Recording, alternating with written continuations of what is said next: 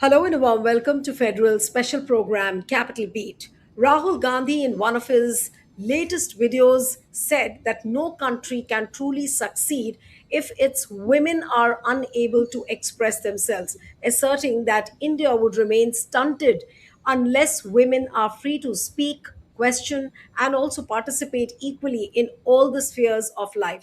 Now, leader of the opposition in the Lok Sabha made the remarks in an Instagram video describing it as an extension of his response during the Thursday's Ask Me Anything session. You remember he had put out a tweet saying that I'm ready to answer any of your questions. And it was in response to this Ask Me Anything session that he put out this latest video where he had answered a question about young women fighting for their right to education. And I'll just explain a little of what he said and then we'll play out that video.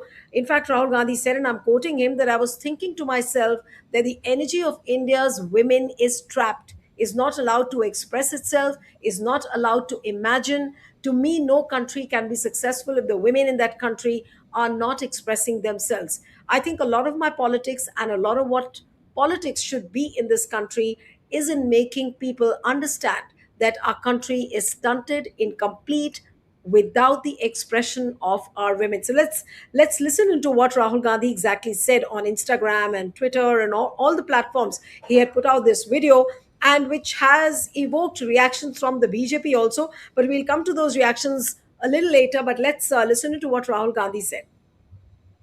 I got a question about women, which I answered, but then since then I've been thinking about it more deeply. And I was thinking to myself that the the energy of India's women is trapped, is not allowed to express itself, is not allowed to imagine. And to me, no country can be successful if the women in that country are not expressing themselves, right? And I think a lot of my politics and a lot of what politics should be in this country is in making people understand, and not from a top down perspective, but making people understand that our country is stunted, is incomplete without the expression of our women. And that's not just them doing well in business or them doing well in the political system. No, that's literally them being able to express themselves in their houses. That's them being able to walk the streets comfortably. That's them putting a point of view that maybe others don't agree with. That's them questioning their parents, their husbands, their brothers, sisters, whatever, right? So a certain amount of freedom from this patriarchy, from the control that, sorry, I'm a man and I'm saying this, but from the rigid control that India's men impose on their women is required if India has to really develop. And this is something I really believe strongly. And it's embedded in the political philosophy that I subscribe to. And it's been assaulted, it's been put in the back seat, it's been sort of pushed back, challenged. And one of the things that we absolutely have to do is we have to, reinvigorate it, bring women back into the conversation where they should be, and allow them to express themselves and do what they want. So this was in response to Ask Me Anything session, which he has started, and a lot of Gen Z people and young people are writing to him, asking him questions. In fact, he recorded one of the videos on his fitness also, because somebody asked him about the fitness level, and he said that I treat my fitness as part of the work regime. But keeping that aside, coming to what he said about the women and how they should express, they should break from the shackles of patriarchy, immediately BJP found an opportunity to bring home the point on the women's reservation bill. I like to put out the tweet by Kiran Rijiju, the Parliamentary Affairs Minister, what he immediately said. And he said that this seems to be a positive message from the Congress party. There's a visible change of heart in Sri Rahul Gandhi ji about the women. Now I hope Congress party will support the women's reservation bill unconditionally. And after Kiran Rijiju put out that tweet, Rahul Gandhi even responded to that tweet saying that we have always supported the women's reservation bill. It was our initiation. It was you who put out the conditions. So now, without any conditions, try and pass the women's reservation bill if you can. But now the larger question is that if Rahul Gandhi is taking this entire Gen Z movement beyond the Gen Z voters, he's trying to address the women. Is this a new outreach by Rahul Gandhi to the women voters? Can it dent the BJP? That's $1 million question, because BJP has been banking on the women and the youth voters. And has Rahul Gandhi really widened the scope of this Gen Z movement? Because as we speak, today in the evening around 7:30, Rahul Gandhi is going to be addressing the Chhatro Ki Gooj program in Prayagraj, where KC Venugopal has just put out an information a short while back that he will be talking about a number of national issues as well. So is this scope of the Gen Z movement widened by Rahul Gandhi? Joining me this evening is our editor in chief of the Federal, Srinivasan sir. So thank you so much for joining. And my first question to you, sir, is Thank you. about, Thanks for having me. yes, sir, and your first reaction, sir, on the video which is put out by Rahul Gandhi. He's addressing the women voters. He's trying to also uh, put out a larger message. What is it according to you? Well, I think, as they say, a week is long enough, and a long time in politics. What seems to have happened is things are really changed uh, somewhere between July 20 and 25th of politics in India. So, though there is nothing new in politicians seeking support of women, because they are 50% of the population, but it has assumed a new urgency. Everything has got a new urgency post this CJP, Cockroach Janta Party, and therefore we are looking at everything with a new lens, whether it is youth or now women. See, let's look at few things, how it has been. uh, India is one of the countries, which right at its beginning allowed universal suffrage, which means women can vote from day one when India got independence. There's no other country which did it. Adult suffrage was opened, 100% adult suffrage. Even the United States did after many, many years. But India adopted it right at the beginning, right as it got freedom, and its first constitution also mentioned it. So we have been, in that sense, pretty ahead of all other nations. But did we actually, give enough power? Did women actually got what they require in power or in society? That's a big question. It hasn't been. Now there was Mrs. Indira Gandhi became the prime minister of India, and obviously it was again a massive support of women she got. Congress party, I was looking at, before coming to this discussion, CSDS figures, CSDS Lokniti. The data shows that traditionally it's Congress party which always have had support of women, and much more than any other political party compared to men. More women tend to vote for, traditionally, for Congress than men. Over the years, it had started kind of falling, uh, but it was still higher than other political parties. Now, we saw what happened in late, before 2014 arrival of Mr. Modi as Prime Minister, 2013, before that, 12, going ahead, run up to 2014, this Nirbhaya movement actually caught the imagination.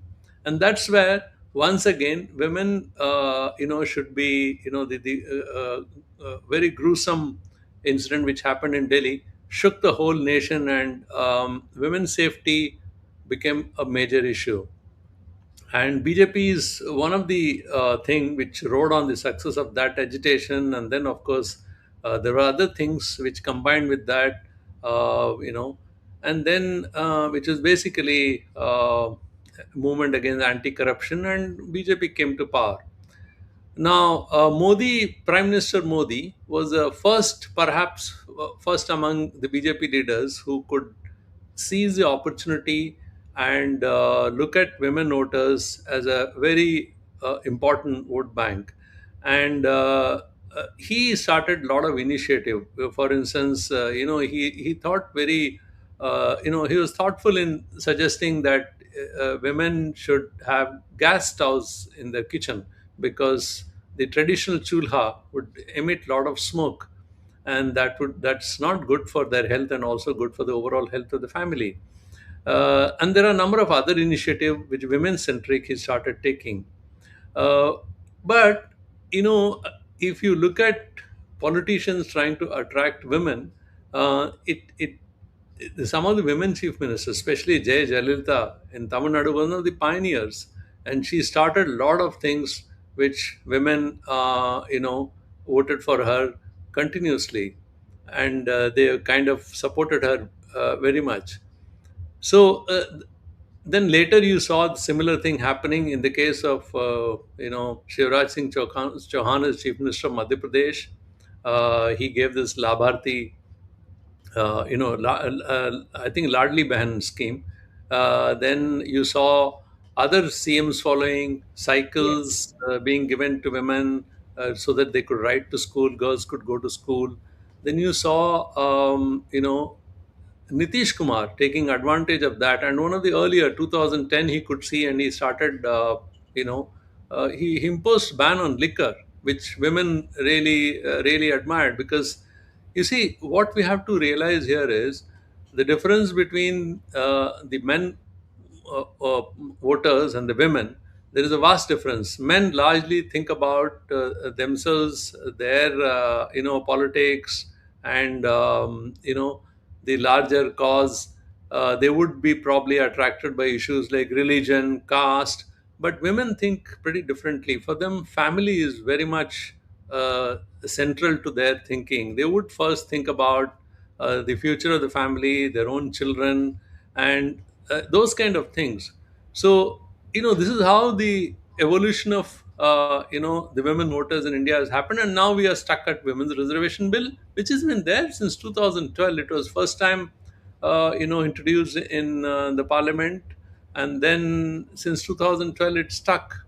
2023 it was passed in a different form, but again it got stuck because it was linked to the actual formula of how it has to be implemented. It got stuck because for implementation, the government said it required fresh Also, delimitation. Srini, sir, Then you all the those way things. Yeah.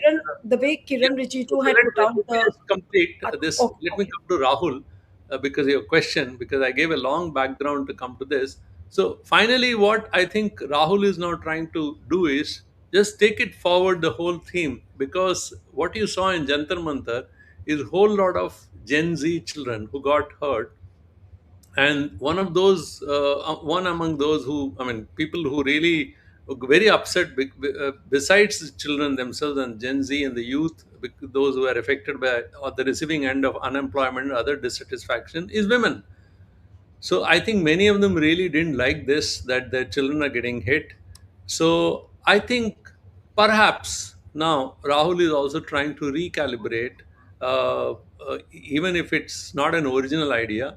But I think he's trying to express himself, and like that's, see, this ask me anything. A question was asked. It was an impromptu question, but he himself Yes. said he thought about it and again decided to record a separate video, 1 minute Instagram video, just explaining what his stand on women. I think now he is trying to seize that opportunity. Right. But sir, do you feel that this is going to be put in strong contrast with what Prime Minister also said in one of his Instagram reels, where he said that the teenage girls, they are abusing me, they are abusing my mother, and I got a culture shock. This is what Prime Minister Modi said. So, is this not going to be juxtaposed with what? I mean, what Rahul said, and is this not going to be juxtaposed with what Prime Minister says? Because he says if it's a culture shock if the girls are expressing this way, and Rahul Gandhi says that the girls need to express more. Yeah, it's a very good question. See, patriarchy is very deep settled in our society. So, though BJP is a muscular, all its policies are very muscular. Muscular politics is what they do, and that's what we have been seeing it. For instance, even that muscular policy, women saw some benefits in that. For instance, in the case of Uttar Pradesh, when Yogi went after what he called as criminals and did his bulldozer justice, uh, you see, there was a collateral damage. A whole lot of others community also got affected, but he did manage to bring under control to some kind of lumpenism, and women thought they were much more safer on the street. And I mean, this I heard from various, sound bites when the Uttar Pradesh elections were on. I'm gathering these information from that 2024 election, and they were pretty supportive of Yogi Adityanath, saying that look, he has managed to bring in some kind of a law and order. I mean, those kinds of things are there. But what Modi said is again the patriarchy which came out, that Gen Z obviously doesn't like this, and they did not, welcome this kind of response to say that everyone is. So they thought that he's thinking about himself and his own, that he was hurled with abuses, which, like I said earlier, very unfortunate, shouldn't have done. But then he made himself as center of uh, what was happening, rather than looking at what the children were trying to raise, which is that education is in peril. Instead Right. of that, he flipped the argument and rather saying that and then he also slightly more patriarchal in saying that they are misguided and they should be brought back. I think those signals weren't received very well. So I think if you read all this in this context, and Rahul perhaps is trying to say that he genuinely believes in women upliftment. He's not just making, and also want to think very differently as a patriarchal society would, because he did say one thing. He qualified while giving a reply, saying that, look, I'm a man myself. Yes. uh, but again, they're politicians. We need to remember one thing. uh, I don't know whether you would be asking that question, especially what happens to Karnataka when Yes. Rahul put I out was this. coming to that, in fact. Yes. Yeah, Because Rahul is trolled today, and many journalists also, in fact, have been trolling him that while you talk about women speaking and expressing, your own cabinet in Karnataka doesn't have a single woman. exactly. So it's very cool to be, standing outside and, talking with your hands on your hips and looking very cool and giving this message out. But at the end of the day, it's fine. As an opposition leader, he's expected to do this and he's doing it. But what happens when he comes to power? Will the stripes change? And the evidence is Karnataka. You are in power in Karnataka. Congress runs the government there, and it's the only government in perhaps which doesn't have a single woman as a minister. So obviously these questions would be asked, and he should have thought about it. So this issue is coming back in a way to bite him. So what has today happened is we are living in an age where responses come instantly. Women journalists are immediately, they quickly pointed out this contradiction in his speeches. So Rahul also will have to live up to the expectation. If he raises, he is trying to step up the campaign by getting into these and sending a different kind of message. He will also have to step up. True. No, that's very true, and I'm sure the questions will be asked of him continuously on this. But now coming to the Gen Z movement, the shape now it is taking up, or rather the shape which Rahul Gandhi or Congress are now trying to give to this Gen Z movement started by Cockroach Janta Party. Do you think that the scope is now going to get widened because? Day before yesterday, when Cockroach Janta Party had its conclave, they said that now we want Prime Minister Modi from the ramparts of the Red Fort to answer our questions on the cost of living, the education, and a whole lot of unemployment. And then Abhijit Dipke then putting out a tweet saying that we want Prime Minister Modi to spell out who fired the pellet gun in his speech from the ramparts of the Red Fort. Now, this kind of a pressure when it is coming on Prime Minister Modi, I'm sure the same kind of pressure Congress also would be feeling, and they would be constrained to answer those questions as well. So, do you think that Rahul Gandhi will be able to address these issues? Because just recording a video on Instagram or Twitter will not solve the purpose until unless Congress really has some concrete answers. Because just going on talking in videos and then not having a roadmap side by side would somewhere make Congress also look hollow with time. Well, that's right. See, like I said, the politics has pretty much changed after July 20th to 25th, whatever, 25, whatever has happened in Delhi. So, if BJP is in the dock, so is the opposition, so is the Congress party. They too will have to rethink how they're going to take this forward. Of course, to be fair to Rahul, he has been campaigning for students and their issues. छात्रों की गूंज, he had started even before CJP started their hunger strike in Delhi. He has held a number of meetings in various places. He's been doing it, but what really caught the imagination of Gen Z is actually the CJP's hunger strike in Delhi. So in that sense, they managed to get ahead of traditional political parties. So obviously, the traditional political party, which means both Congress and BJP, they have to learn a lot from the way things are going. But we have to also remember, while looking at these issues, the onus certainly is much more on BJP because they are the one who are ruling. They have to give a lot of answers, and those answers are being, so the number of questions, and those questions are being posed to them. Like you said, is opposition led by Congress party, led by Rahul Gandhi, is trying to expand that. You see, if you very closely looked at whatever the sound bites and the videos and the memes which are coming out of CJP agitation in Jantar Mantar, it wasn't just neat, though the government was very keen to reduce Yes. it to something between students and the government, and it was only about neat, and that has been set right. A committee has been formed. The errant officers have been dismissed. Cabinet has stringent, made a move to make the law slightly more stringent. Punishment has been increased. A bill has been passed. New law has been made, and therefore everything is fine. That's the kind of message the government is trying to send. But the agitators on the ground were not just talking about NEET, they were also expanding it. So if you look at Jharkhand, I mean, I heard a woman saying, look, I'm now 31-year-old and mother of two children. I got a job in 2021, but it never materialized because the government never issued a notification, or I don't know what happened.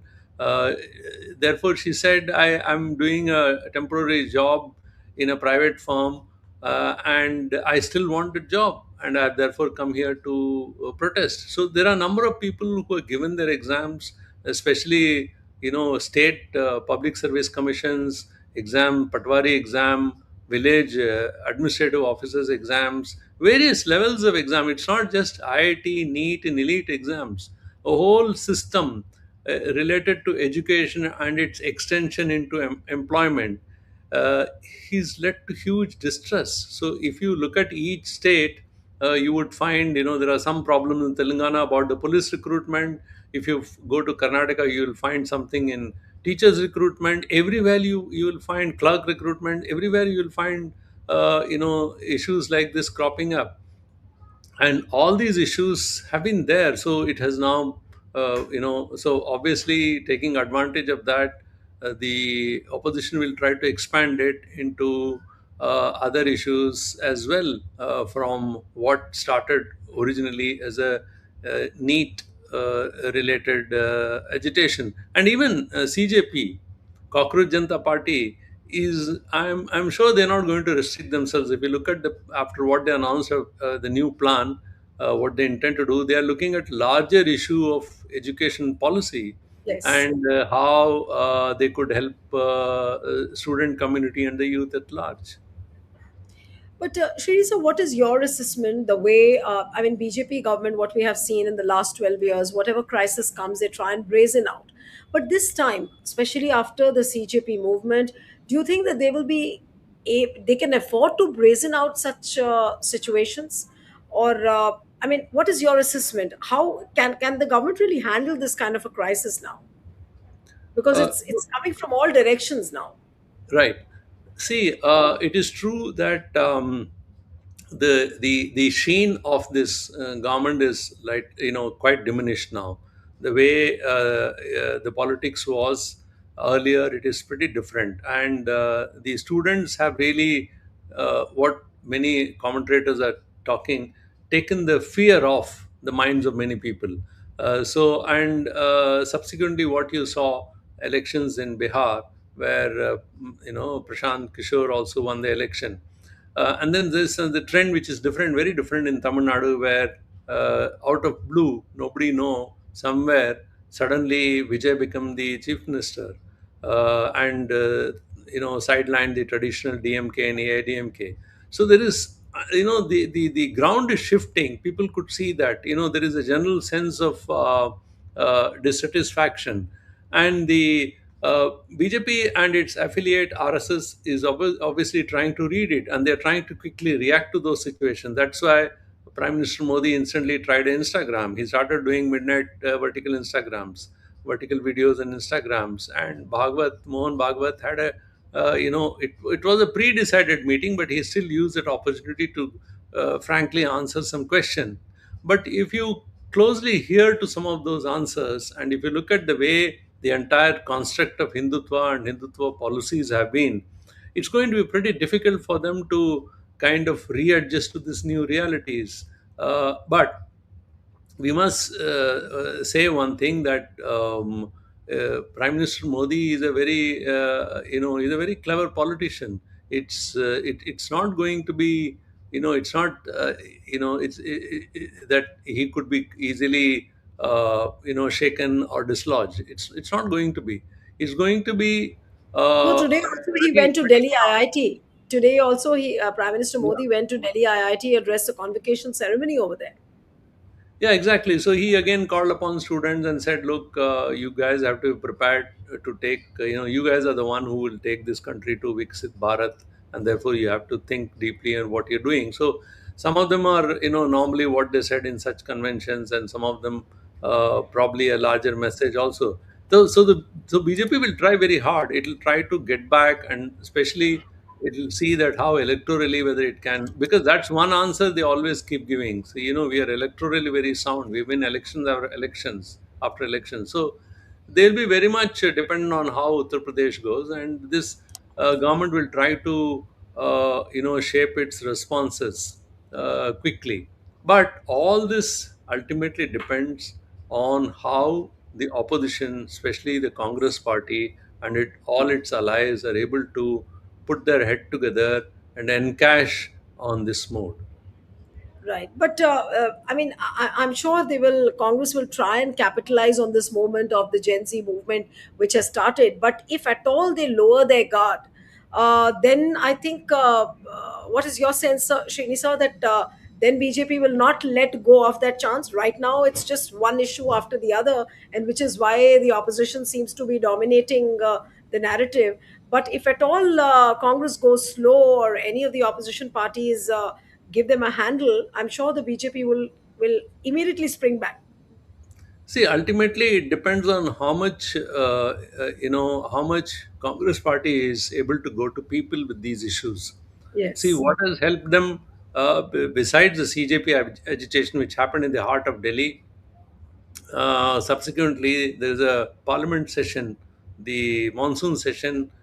They could keep up the moment, and they actually stalled and washed. Entire session almost looks a washout.